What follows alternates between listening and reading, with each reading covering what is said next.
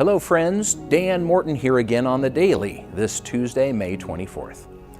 Now in our last Daily, Micah, from the book that bears his name, had some harsh words for the hypocritical leaders of Israel, pretty much saying that they would be destroyed for betraying God's trust and the people's trust.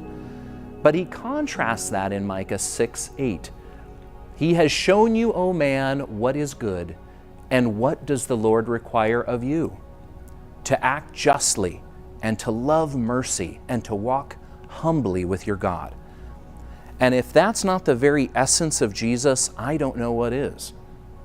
God's Old Testament word is so often a harsh tale contrasted with a future hope that is promised to his people. And in our following dailies this week, you'll see how Jesus' arrival on the scene changes everything, not only in his word, but also in our lives. So you may not know this about me, but I am an excellent driver. In fact, anybody in my family will tell you that I would say that.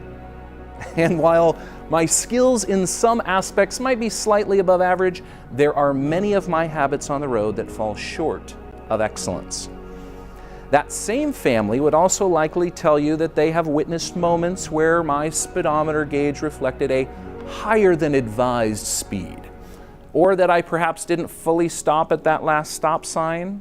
I believe they call that a California stop, and that's where I was born, so you know. I also know there have been times I have left a less than desirable amount of space in front of the car I changed lanes into. Not necessarily on purpose, but perhaps from a lack of checking before I moved.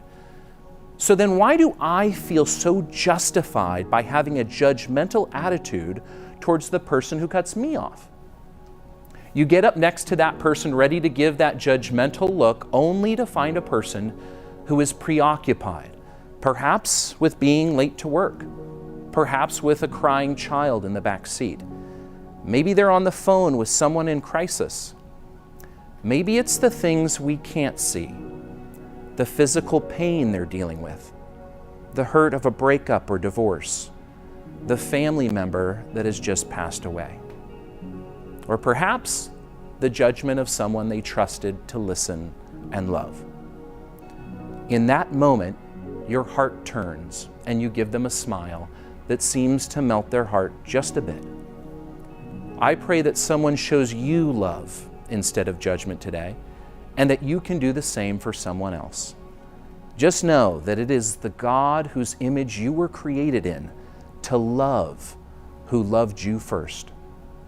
We'll see you next time.